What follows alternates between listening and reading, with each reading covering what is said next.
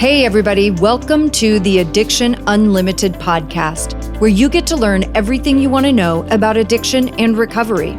I'm your host, Angela Pugh, co-founder of Kansas City Recovery, life coach, and recovering alcoholic. To learn more about me, you can listen to episode 0 on your podcast app or find us on the web at addictionunlimited.com. Hello, my friends. Welcome to episode number 154 of the Addiction Unlimited podcast. I'm your coach, Angela Pugh. What we do on this show is talk about all things recovery. I am a life coach and a recovering alcoholic, but I also believe everybody is recovering from something. Life is super challenging. We all go through things. We all have ups and downs, and we're all recovering from the journey. So where I talk a lot about substance abuse, of course, because I'm a recovering alcoholic, and that's what catapulted me into my journey of self-discovery and personal development and self-help and all those great things. I talk a lot about substance, but there's also, in my journey of recovery from alcoholism, I've had all of these other rock bottom moments, right? With breakups and business and work and family stuff. You know, like everybody, we're all recovering from stuff. So that's what we do on this show. We focus on how to get better as individuals, not looking at other people, blaming other people, places, things for our problems, but really figuring out how to become the best people we can be as individuals, because we're the only ones we have control over, right? I can't control what anybody else does or how they behave or if they're working on themselves or not working on themselves. I only have that power within me and myself, and that's where I want you to be. And you're going to love this topic today too. You know, every once in a while, I come across an article that I love to share with you. And I have one today that I found on Medium, which is a fabulous place to come across articles and blogs and things like that, medium.com. And I will share the link to the actual article in the show notes if you want to read the whole thing. And I'll explain that a little bit more in a minute. Before we jump into that, I want to say thank you to everybody who has been joining us on Clubhouse.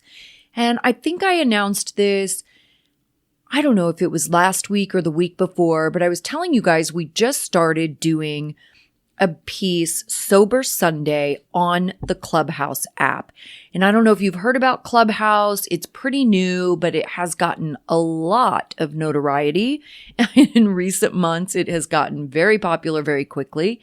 And it is changing pretty quickly too. So what I want to say is right now, as I'm recording this, it's only available for iPhones. It's in beta testing. So that is changing very fast though. So if you go on, you get on the wait list, so to speak. If you know someone who's already on Clubhouse, they can send you an invite. But otherwise, you get on the wait list. I don't know how long it takes to get approved. When I did it, I went on, got on the wait list, and one of my friends was already on there and saw that I was on the wait list. So he sent me an invitation, which was awesome. But we're doing a piece. When I say we, I mean me and my friend Brock Bevel from Chase the Vase podcast. We're doing a piece called Sober Sunday. And this is not traditional like support group style. Really what we're doing is Brock's been sober a long time also. He's got a killer story and he's just a smart guy. And we present a question, basically, as kind of our topic. And everybody else in the room that joins the room can kind of chime in with our question and share their thoughts and their experience. So it's not support group style. It's super inspirational, motivational. I love hearing from you guys. You know, the greatest thing we can do is share ourselves and share our stories. So if you want to jump on the Clubhouse app, you can find us there, Sober Sunday. My Clubhouse that I think you can search, and I'm just learning this too, you guys, so bear with me. I just started my own Clubhouse or club. I think that's what it's called. It's a club on Clubhouse. My club is called Master Yourself, and Sober Sunday falls under that Master Yourself. So you can probably search Master Yourself. You'll find me. You'll find Sober Sunday. You'll find Brock on there. And keep us in mind. If you're not doing anything on Sunday morning, you might want to jump on the Clubhouse app and get in that Sober Sunday chat. It's so good. And I'm going to start doing some other ones, some coaching ones, just general life coaching stuff. So I'll keep you posted on that too. But anyway, that's Clubhouse, Sober Sunday.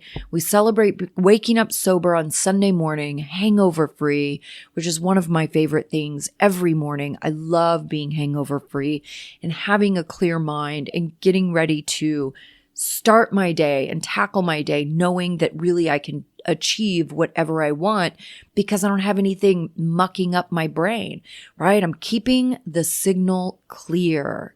That's what I love. So that's that. Clubhouse, Sober Sunday, me and Brock Bevel from Chase the Vase podcast. Let's jump into this topic. I found this article that is fantastic. It's called 7 Little Things That Can Tell You a Lot About Someone. That's the actual article by Anthony Yeung. Now, I have adapted this because these are great things to tell you about someone, other people. But I like us to be self-focused, right? So I want you to think about these things and how they apply to you. Like, where are you? What grade are you making in these little 7 things that we're going to talk about? And that's why I titled this episode, 7 Little Things That Say a Lot About You. Because where it's great to observe other people and be aware of other people. And that's how we learn a lot about ourselves. Like, I can watch how somebody else is handling a situation and go, oh, wow, I like how they did that. Or, that doesn't really fit for me. I wouldn't do it that way. We assess, right? And that's okay. But I don't want you to get too focused on other people because we don't have control of those things. So I always like us to be focused on ourselves. And how do we meet up to these qualifications, so to speak, and these ways that we assess the world and assess other people? Because I want to make sure that I'm bringing my A game to my friendships, to my work relationships, to my clients, to my family. I want to be the best person I can be for everyone, right? So I have to stay focused on me and how I'm doing, my own standards, right? Okay, so here we go. 7 little things that say a lot about you. And I'm going to go through this article. Like I said, I will link to the actual article in the show notes, so you'll be able to get there on medium.com. Number 1, how they keep their commitments. They're not always big, like swearing under oath or wedding vows, but we actually make a lot of commitments in life. Like, I'll let you know about the meeting by Friday. I'll be there in 5 minutes. I'll call you at 6 p.m. Yet we don't always keep them. Life happens. It's important to give some leeway. But if you notice a pattern where someone fails to follow through with any of their commitments, or regularly changes them, it can reveal someone who isn't reliable, doesn't hold themselves accountable for the things they say, or doesn't value you all that much. Okay, that's what Anthony writes. Now let's flip this. You guys know I talk about this all the time, being dependable. This is so important, being on time, following through on things. We talk about this literally probably in most of my episodes. So think about this. How are you doing on keeping your commitments? Do you agree to something and then constantly change it? Are you not holding yourself accountable? Are you letting yourself off the hook and rationalizing why you're late or why you're canceling or why you're changing the plans?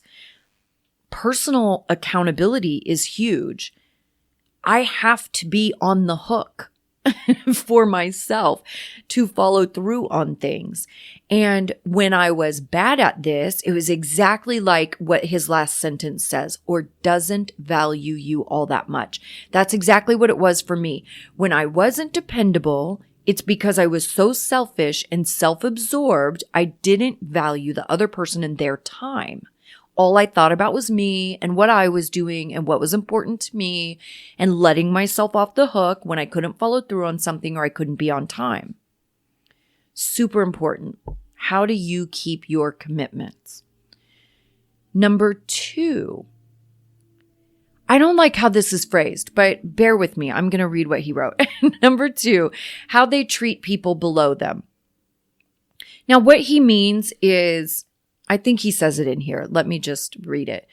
He has a quote, Malcolm S. Forbes, "You can easily judge the character of a man by how he treats those who can do nothing for him." A common test is how people treat service staff at restaurants, cafes, etc. I think the bigger picture is how people treat those who can do absolutely nothing for them or to them. Strangers on the street, people selling flowers on the sidewalk, janitors, people, quote unquote, below their position at work. How does someone treat those people or talk about them? It can tell you a lot. I do love this. This is so huge because I try to be in line with who I want to be, and I want to be a kind person. Now, you also have heard me say a million times, that's not always an easy one for me. I can be a real jerk, and I have struggled with a temper my whole life, right? So I can be a real jerk. I have worked through most of that, and I am way better, but that piece of me is still inside me, right? So I want to be a kind person. I know how I want people to feel when they walk away from a conversation with me or they hang up the phone from a conversation with me. I don't want you to feel bad when we have an interaction. So I try to be really mindful of that. And that means with everyone. It doesn't have anything to do with what someone's job is or what they're doing or who they are. I'm going to be kind because I am kind. But you can't only be kind if you want something from somebody, right? So be mindful of that. How do you treat people that can't do anything for you or that you don't want anything from them? Number 3, how their car looks. I really love this one too, because we talk about micro decisions on here. And I talk about when I see the little things in my life getting messy or scattered, it's a pretty good indicator that the big things in my life are probably a little messy in that moment too. Because if I'm not handling the little things, chances are I'm not handling the big things. So how the car looks is a good one. And this is so good for me because this is one of the first things I notice, especially when you're busy, especially when you're parents and you've got kids in and out of your car. Sometimes I will pull my car in the garage at the end of the week, right? After a super busy week, running around like a crazy person, and I'll notice just all the stuff that has piled up. There's always a million empty bottles of water, right? Because I take bottled water with me everywhere all the time. There's always a million empty protein drinks and some random garbage and stuff I picked up at the post office and stuff that I just haven't taken inside, right? Trash. So I have to take that moment and go, oh, wow, okay, this is a hot mess. Let's figure this out. Here's what the author wrote. Years ago, I had a client who was a surgeon at a leading hospital and who used to interview new residents. I'll never forget what he told me. He said, it's not allowed, but I'd love to just go to the parking lot and see inside their car. He writes, it wasn't to judge the kind of car they drove or how fancy it was. It was to look inside and see if it was clean, organized, and tidy, or if there were food wrappers, empty soda cans everywhere. And he had a point. And he goes on to talk about a book, Blink, The Power of Thinking Without Thinking. Malcolm Gladwell, who's one of my favorites, shared a study where the personality of 80 students was assessed by those students' closest friends versus complete strangers who only spent 15 minutes visiting their bedrooms. The complete strangers were more accurate. Ooh, that is fascinating, you guys. So the article says, obviously, if you can visit someone's home, even better. But anytime you get a ride from someone, it might tell you quite a bit about a person, their identity, behaviors, how they think and feel. How you do one thing is how you do everything. I mean, he just nailed it right there. Just like we always talk about micro decisions, how you do the little things is also how you do the big things. So important. So take a look at your car and see what you learn about yourself. I'll tell you right now, today, if I look at my car, it's full of supplies for my sober living houses. So it's not going to bode well, but it is temporary. All right. Number 4, how they act when they make a mistake. Now remember, he's talking about other people. How they act when they make a mistake. We all make mistakes, but when you address it in a respectful, kind, and fair way, how do they respond? Do they apologize and commit to avoiding it? Do they make excuses, get defensive, or go silent? Do they blame you, accuse you of making it a big deal, or go back in time and list your transgressions? Sadly, I've had to let a lot of friends go because of this, but it was the right decision. I believe the true mark of a person isn't how they act when things are going well. It's how they act when things are not going well. There's always going to be some conflict and disagreements in any relationship, but how they respond in those moments can reveal a lot about their character and ego. Wow, did he nail it there? For sure.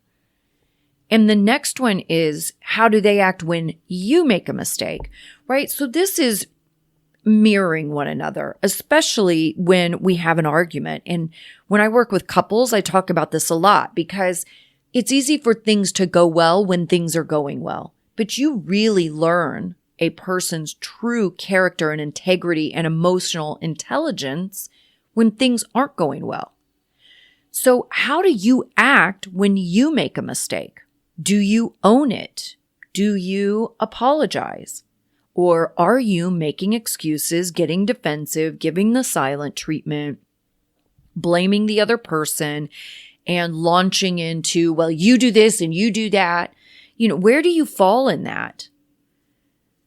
And how do you act when someone else makes a mistake?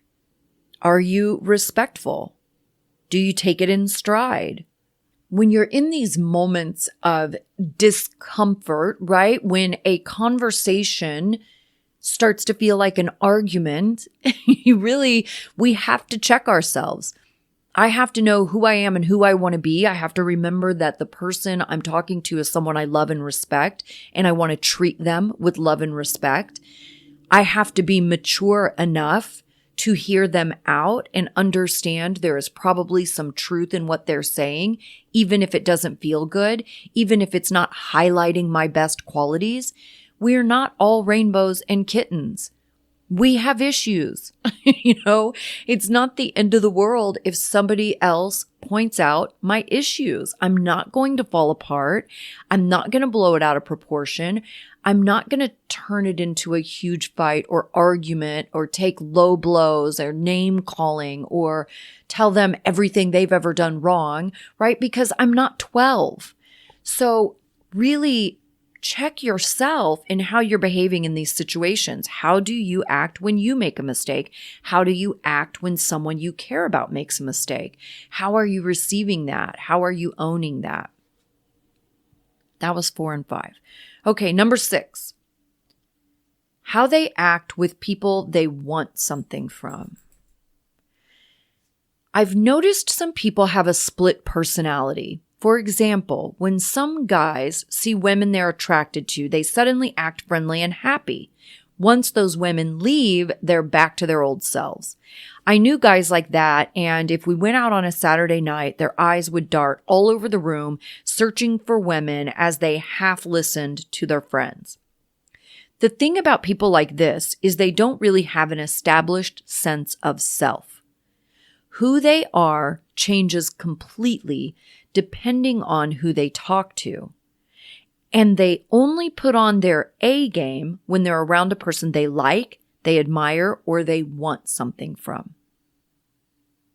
Do they put on a special show around certain people? Do they kiss up to people above them while ignoring people below them? Do they friend hop to climb their way up the social ladder? Take notice.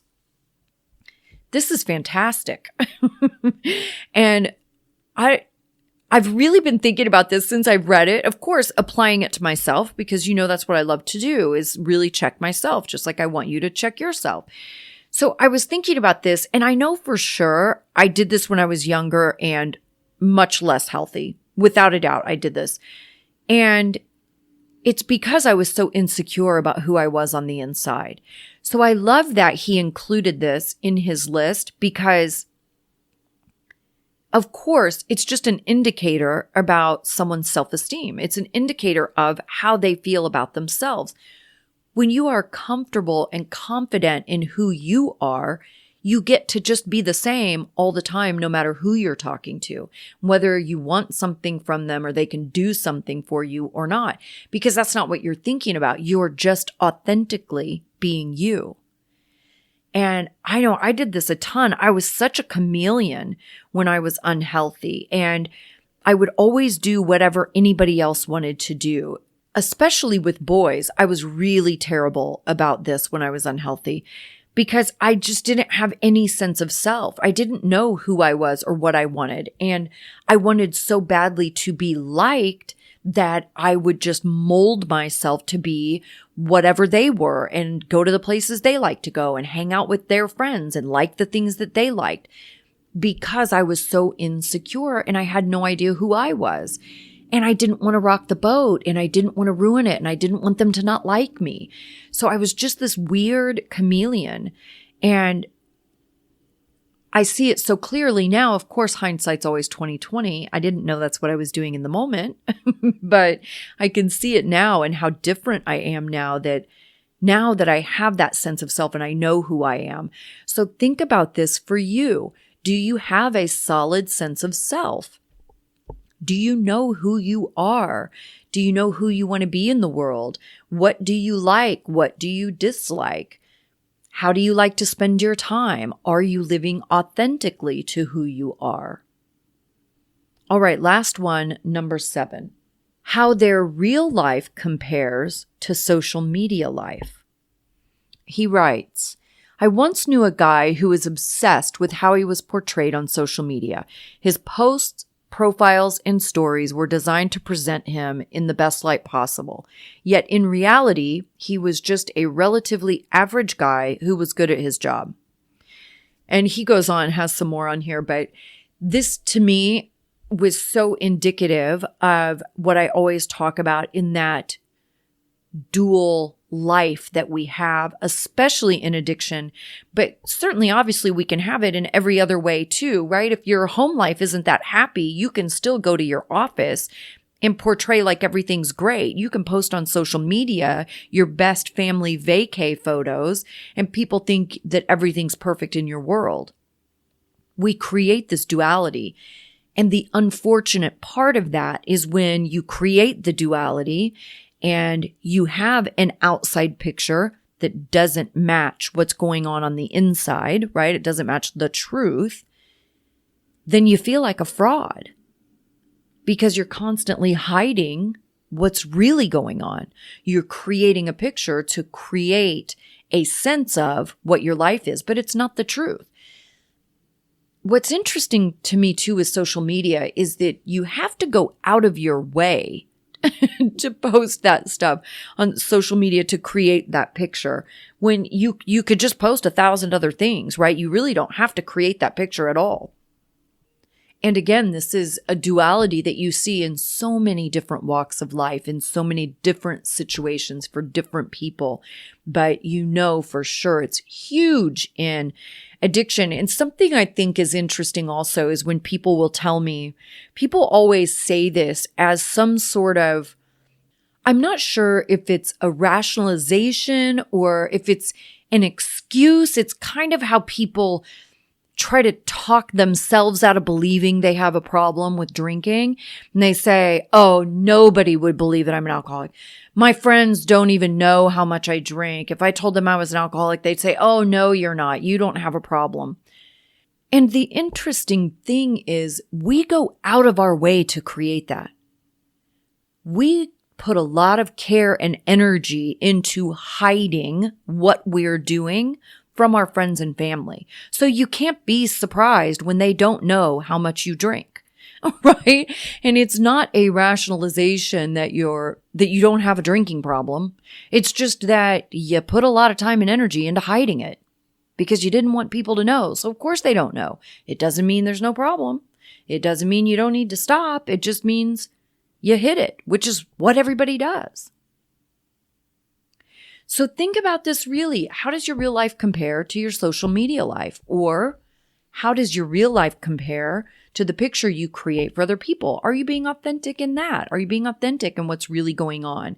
Are you comfortable being down when you're feeling down? Are you comfortable if things aren't going great at home? Are you comfortable owning that? Or do you feel like you have to make up a story to tell people because you don't want them to know things aren't great at home? Now, listen, that doesn't mean you have to launch into your whole story and tell everybody all your deep, dark secrets. I'm not saying that at all. But you also don't have to create a picture like everything is perfect, because all it does is messes with your own head and gives you a sense of dissonance because things don't match, and it makes you feel bad about yourself because it's not authentic. You're intentionally creating an outside picture that doesn't match what's actually going on the inside. I hope that makes sense. So those are the things I want you to really think about this in yourself, not other people. Stop looking at other people, but I want you to really think about this list for yourself. Okay, let's recap. 1, how do you keep your commitments? Are you dependable? 2, how do you treat other people? How do you treat people? Like he said, strangers on the street, people selling flowers on the sidewalk, janitors. How do you treat those people? Number 3, how does your car look? Is it tidy? Is it clean? I remember getting in my friend's car one time. This was several years ago. And it wasn't like there wasn't a bunch of trash everywhere, but it was really dirty. I mean, there were like spilled coffee, spill spots all over everything. And yeah, it was kind of weird. Now I need to go check my car. How does your car look? Is it cleaned up? It tells a lot about you. Number 4, how do you act when someone else makes a mistake? And 5, how do you act when you make a mistake? So when somebody else makes a mistake, are you kind and forgiving? Do you allow them some grace and really let it go? Or do you hold a grudge or try to punish them with the silent treatment? And then for you, when you make a mistake, do you own it? Are you stepping up and going, hey, you know what? I'm really sorry how I handled that. That's not how I wanted that to go at all. I'm going to work on getting my temper in check, or whatever the thing is. Or are you taking low blows immediately? If somebody says something you don't like, you're launching into a list of every mistake they've ever made to put it back in their face. Really look at these things. How do you handle this stuff? Like, are we being grown-ups in this, or are we being teenagers in this? Number 6, how they act with people they want something from. How do you act with people you want something from? Are you that chameleon? Do you have a different personality when other people come around, and then when they walk away, you go back to being yourself? And number 7, how does your real life compare to your social media life? And I don't want you to focus on just the social media life. I want you to really think about in your actual life, when you leave your home, the comfort of your bubble, and you go out in the world, are you being authentic? Does it match? Are you okay being not okay when things aren't okay? Or are you going out of your way to create a picture that isn't true, because all that does is messes with your own head and makes you feel bad because you're not being honest? That's what I want you to think about, okay? I will link to this article in the show notes. I love you guys. Thank you so much for hanging out with me and spending some time with me. And don't forget, if you're not busy Sunday morning, jump on the Clubhouse app and join us for Sober Sunday. I hope you're having a fantastic day. I'll see you next week. You've reached the end of another great episode of the Addiction Unlimited podcast. Candid and honest conversation about addiction and recovery. Be sure to visit us at addictionunlimited.com to join the conversation and access show notes and links to everything we talked about. Love this episode? Please take 30 seconds to subscribe, rate, and review on iTunes to help us improve and give you the information you want. Thanks for listening. See you next week.